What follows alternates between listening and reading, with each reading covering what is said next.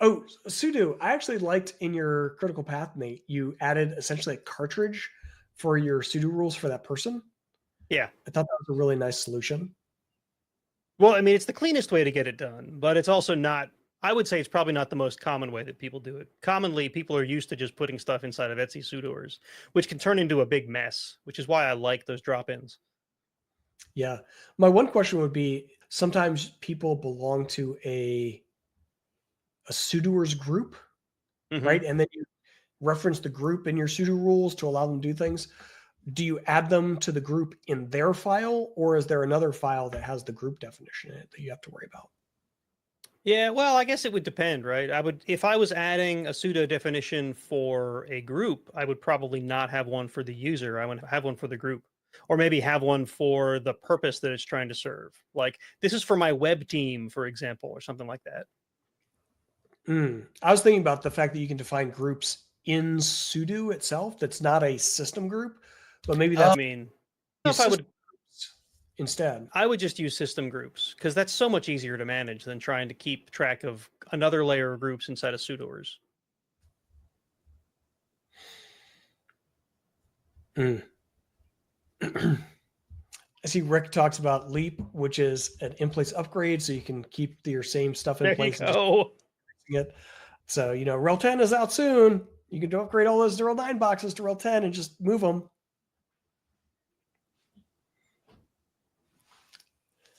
And you'll notice that I asked Nate about sudo because everyone knows from past into the terminal history that I am terrible, like beyond terrible at sudo rules. Pseudo rules are one of those things that you figure it out that first time and then you copy and paste it from then on because it was so hard to figure out the first time. That's my experience anyway. I can assure you that I have not figured it out the first time.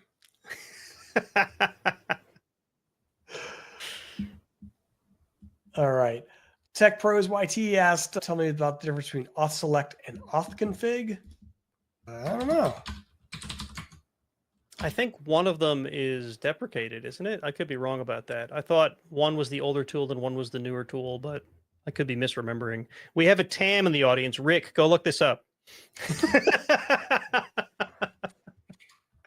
Well, my box only has Authselect, so Yeah, I think authconfig was like a RHEL 5 or 6 tool, and Select replaced it.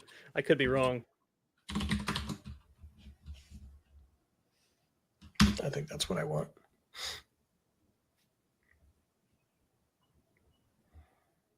Yeah, and there's been a bunch of different ways over the years to make changes to your PAM configuration and add different backends. So it does the PAM configuration for you rather than you editing your PAM configuration, which is a Right. recipe that will make you cry. Yeah. It's all SELinux policy so far. Oh, and I'm there's just the Python. imagining Rick furiously looking this up right now or yelling at me for calling him out. That's a lot.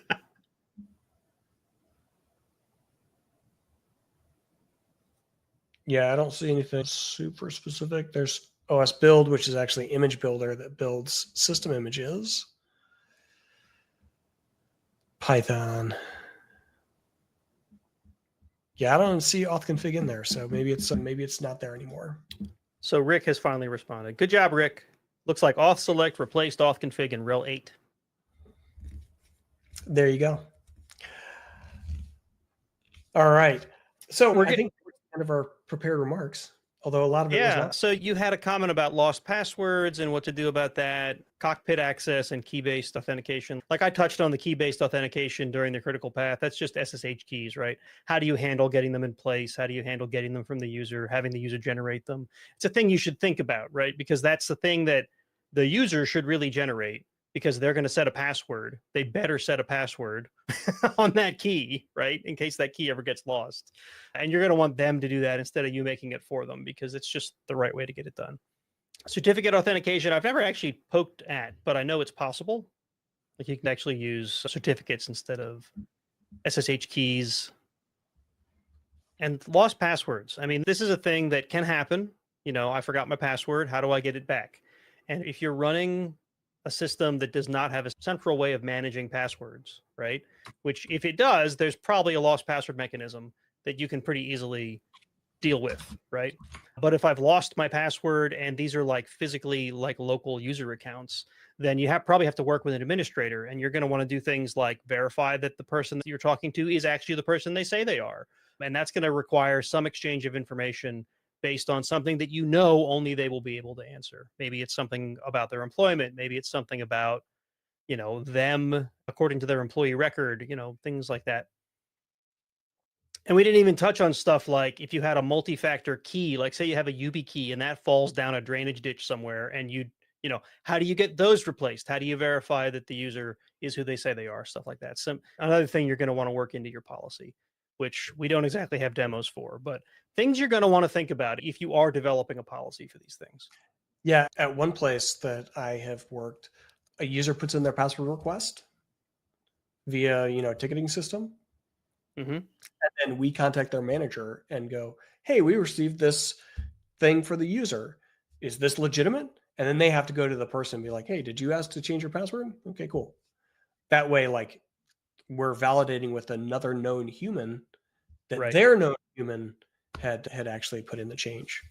Right. Because the number of, social engineering attacks that have originated from, I forgot my password. Can you please help me out? I'm in the middle of a really important business transaction. There's a reason phishing works. And it's because people want to help people out. But if you've got a policy that says, no, you have to go through these checks, and those checks are as, surefire as possible, then if someone still manages to get around them, at least you as the administrator that may have just cost the company a bunch of money or something can say, no, I followed the policy. Maybe the policy needs to be revamped, but I did my best, right?